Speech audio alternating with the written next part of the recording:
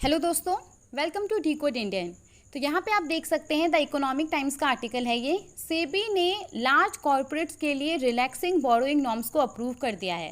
Large corporates के द्वारा date securities issue करके जो बोरोइंग किया जाता है तो उसके लिए सेबी ने आसान नियम को अप्रूव कर दिया है। इस वीडियो में हम बात करने वाले हैं, सबसे पहले तो हम ये देख लेंगे कि लार्ज कॉर्पोरेट्स कौन सा कंपनी कहलाता है। फिर हम देखेंगे कि अभी सेबी के द्वारा कौन कौन से रिलैक्सिंग बोरोइंग नॉर्म्स को अप्रूव किया गया है। चलिए शुरू करते हैं। देखिए, अगर हम बात करें सेबी के बारे में तो सेबी क्या है, ये एक स्टैट्यूटरी बॉडी है, मतलब कि इसको इस्टेब्लिश किया गया है किसी एक पर्टिकुलर कानून के तहत। सेबी को इस्टेब्लिश किया गया है securities and exchange board of India act 1992 के तहत, और ये हमारे देश में मार्केट रेगुलेटर है। ये क्या करता है, हमारे देश के अंदर जो सिक्योरिटीज़ मार्केट है जिसके अंदर स्टॉक्स, बॉन्ड्स, म्यूचुअल फंड्स आता है, तो इन सबको रेगुलेट करने का काम करता है सेबी। अब हम यहाँ पे देखते हैं कि लार्ज कॉर्पोरेट्स क्या होता है, ये कौन सा कंपनी होता है। तो देखिए, लार्ज कॉर्पोरेट्स वैसा कंपनी होता है जो 3 क्राइटेरिया के ऊपर खड़ा उतरता है।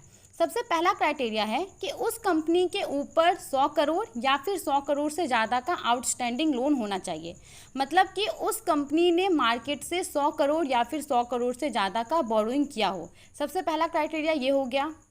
दूसरा क्राइटेरिया है कि उस कंपनी का क्रेडिट रेटिंग AA होना चाहिए, और तीसरा क्राइटेरिया है कि उस कंपनी का जो डेट सिक्योरिटीज़ है वो लिस्टेड होना चाहिए स्टॉक एक्सचेंज पे। अब डेट सिक्योरिटीज़ में क्या क्या आता है, बॉन्ड्स, डिबेंचर्स, कमर्शियल पेपर।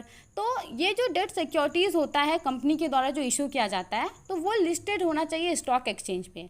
अगर कोई कंपनी इन 3 क्राइटेरिया के ऊपर खड़ा उतरता है तो वो कंपनी लार्ज कॉर्पोरेट कहलाता है। अब यहाँ पे हम देख लेते हैं कि अभी क्या न्यूज़ है। तो देखिए, अभी जो सिक्योरिटीज़ मार्केट रेगुलेटर है यानी कि सेबी ने लार्ज कॉर्पोरेट्स के द्वारा जो डेट सिक्योरिटीज़ इशू करके बोरोइंग किया जाता है तो जो भी नियम है उसको सेबी ने यहाँ पे आसान कर दिया है। अब कौन कौन से नियम को आसान किया गया है उसको देख लेते हैं।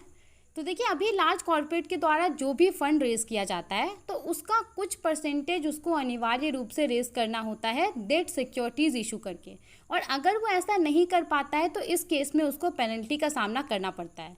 अब सेबी ने अभी क्या किया है, तो सेबी ने अभी पेनल्टी बेस्ड मैकेनिज्म के जगह पे इंसेंटिव बेस्ड सिस्टम को इंट्रोड्यूस किया है। आइए उसको थोड़ा सा डिटेल में देखते हैं।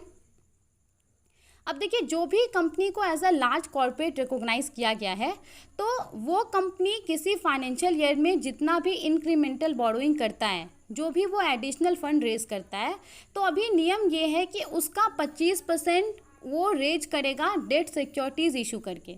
अब मान लीजिए कि वो 25% रेज नहीं कर पाता है, थोड़ा सा कम रेज करता है, तो जो भी शॉर्टफॉल होगा उसके ऊपर उसको 0.2% का पेनल्टी का सामना करना पड़ता है। अगर इसको एक एग्जांपल से समझें तो कोई कंपनी है, उसको वो चाहता है कि किसी फाइनेंशियल ईयर में 100 करोड़ रुपये रेज करेगा। अब यहाँ पे 100 करोड़ का 25% कितना होता है, तो 25 करोड़ होता है।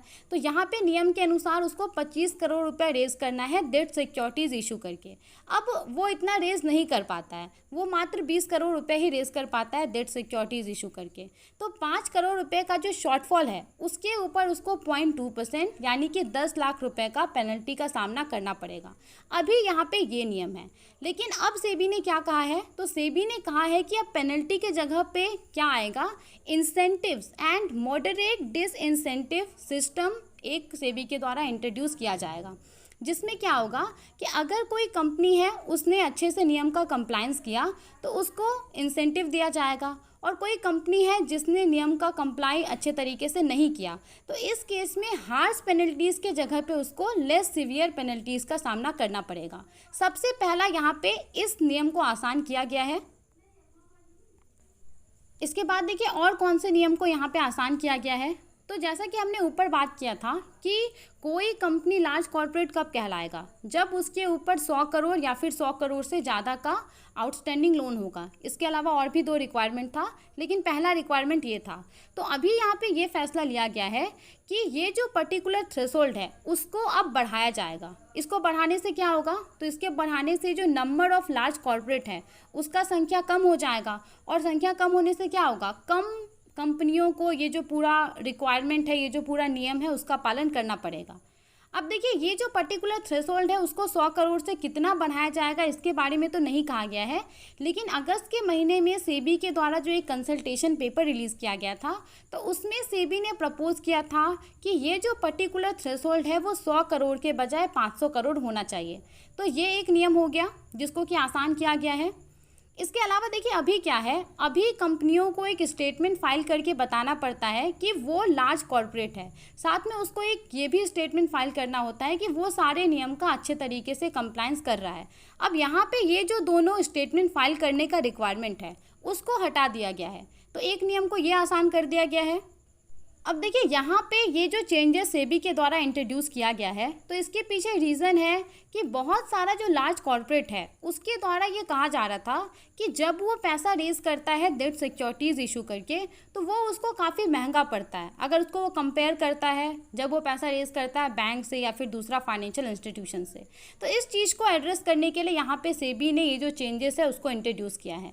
इसके अलावा भी कुछ डिसीजन लिया गया है, जैसे कि देखिए अभी क्या होता है कि अगर किसी इन्वेस्टर का पैसा फंसा हुआ है किसी लिस्टेड एंटिटीज़ में, मतलब कि उसका पैसा है उसने क्लेम नहीं किया, जो अनक्लेम्ड अमाउंट है, अब ये डिविडेंड का पैसा हो सकता है या फिर कुछ भी हो सकता है, तो इस केस में एक सर्टेन पीरियड के बाद वो जो अनक्लेम्ड अमाउंट है वो ट्रांसफ़र हो जाता है investor protection and education fund IPEF में। और यहाँ पे IPEF से ये अगर बाद में चल कर के जो इन्वेस्टर है उसको याद आता है कि उसका पैसा है तो वो यहाँ से अपना पैसा क्लेम कर सकता है। तो ये जो पूरा पैसा को क्लेम करने का प्रोसेस होता है, जो रिफंड का पूरा प्रोसेस है, उसको स्ट्रीमलाइन करने के लिए फ्रेमवर्क को भी अप्रूव कर दिया गया है सेबी के द्वारा। अब क्या होगा, अब यहाँ पे एक यूनिफॉर्म प्रोसेस होगा जिससे बहुत ही आसान तरीके से जो इन्वेस्टर्स है वो अपना पैसा को क्लेम कर सकता है। तो ये सारे फैसले यहाँ पे सेबी के द्वारा लिया गया है, ये सारे नियम को सेबी ने आसान किया है। आई होप आपको ये वीडियो इन्फॉर्मेटिव लगा होगा। Thank you for watching.